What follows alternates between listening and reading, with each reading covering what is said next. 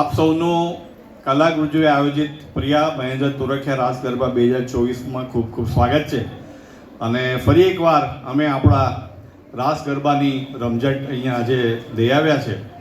અને મારા ખ્યાલથી રાસ ગરબા એ ફક્ત નૃત્ય નથી, આપણી પરંપરાનું જીવંત ઉદાહરણ છે, જેને આપણે દરેક ગુજરાતી સાચવવા માટે જી જાનથી લડીએ છીએ દર વર્ષે અને જગદંબા માની આરાધના કરીએ છીએ. અને મારા ખ્યાલથી રાસ ગરબા એક પણ છે કે આપણો અવાજ મા સુધી પહોંચાડવો અને આપણે કૃતજ્ઞતા અનુભવીએ ભગવાન પ્રત્યે, મા પ્રત્યે, એનું બી એક રૂપ છે.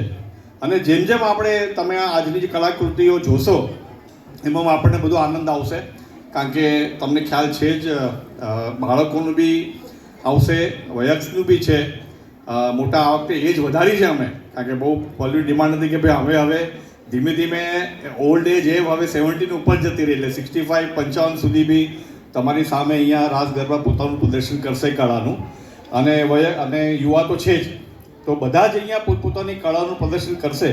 અને મારા ખ્યાલથી જ્યારે આપણે અહીંયા રાસ ગરબા કોમ્પિટિશન કહીએ છીએ ત્યારે ઠીક છે, એક રૂપ આપણે એને આપીએ છીએ કોમ્પિટિશનનો, પણ 100% જ્યારે આ કોઈની બી આ ગ્રુપ જે આવ્યા છે એને પૂછશો કે તમે અહીંયા ઇનામ માટે આવ્યા છો કે તમારી કળાનું એક તમે આદરનું પ્રદર્શન કરવા આવ્યા છો, બધા જ કહેશે કે ભાઈ અમને અમારી કળા જે છે, અમને ઈચ્છા જે છે માતા પ્રત્યેની, ભગવાન પ્રત્યેની, એની આરાધના કરવા અહીંયા આવ્યા છે.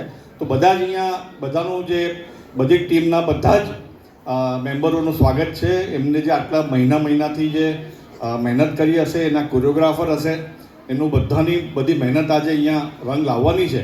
અને આજ આપ સુગ્ન પ્રેક્ષકો અહીંયા આવ્યા છો, તો મારી જરૂર વિનંતી હશે કે જેટલી બી ટીમ છે બધાને બિરદાવજો, કારણ કે બધાએ ખૂબ મહેનત કરી છે.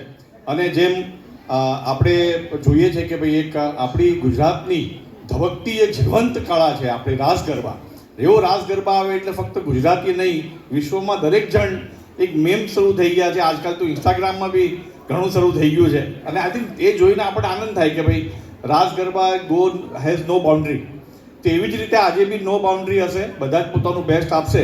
અને જેમ અમે કલાગુર્જરી એકમેવ સંસ્થા છે મુંબઈની, જે અમે કળાને અને સાહિત્યને પ્રોત્સાહન આપીએ છીએ, ઘણા જ કાર્યક્રમો અમે અહીંયા કરીએ છીએ. અને આપ સૌને બી વધારે અમારા માનદ મંત્રી કહેશે શું બધી અમે એક્ટિવિટી કરીએ છીએ, પણ થોડીક ધ્યાનમાં તમને આપી દઉં કે ભાઈ અમે જે નિબંધ છે, કવિતા છે, એકાંકી છે, ડ્રામા છે, હસ્તકળા છે, જેટલી બી આપણી કળા છે એનું અમે હંમેશા એમ કહીએ કે આપણે પ્રોત્સાહન આપવું જોઈએ. કારણ કે જ્યાં સુધી એ ગુજરાતી જીવતો છે, જે ગુજરાતી છે, ત્યાં સુધી ગુજરાતી કોઈ દિવસ ભાષા ક્યારેય મરસેની નામશેષ થશે નહીં. અને આ બધા આપણી ફરજ છે કે આપણી જે કળા છે, આપણી જે ગુજરાતની કળા છે, આપણી જે ગુજરાતી છે, આપણા નિબંધ હોય કે આપણી કથા હોય કે આપણી કવિતા હોય, એ જીવંત રાખવી જોઈએ. અને આપણી ફરજ છે કે આપણા જેમ ફોરફાધરે આપણને શીખવાડ્યું એવી રીતે આપણે બી આપણી બીજી આગલી પેઢીને આપીએ અને એ રસ્તો આગળ ચાલવો જોઈએ. તો આજે આ સૌ લાવો આપ માણો. અને ખાસ તો અમારા રાસ ગરબાના જે અધ્યક્ષ છે પુષ્પાબેન અને એની ટીમનો ખૂબ ખૂબ આભાર. બહુ મહેનત કરી છે, એમનો પરિચય પુષ્પાબેન આપશે. બાકી અમારા આજે જે મેન પ્રિયા તુરખિયા છે, મહેન્દ્રભાઈ અને પ્રિયાબેનનો ખૂબ આભાર. અમારા માનદ મંત્રી પ્રણવભાઈ, ખજાનચી નરેશભાઈ, શ્રેણિકભાઈ, ગોપાલભાઈ, અમારા રાજેશભાઈ, સ્મિતા અજમેરા, સ્મિતા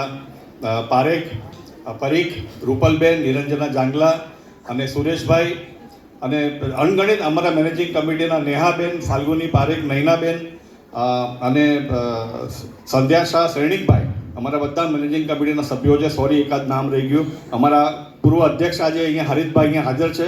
થેન્ક યુ હરીતભાઈ. અને હવે બહુ બધા ટાઈમ ન લેતા તો શરૂ કરીએ છીએ. અને પુષ્પાબેન આપને કંઈક કહ્યું.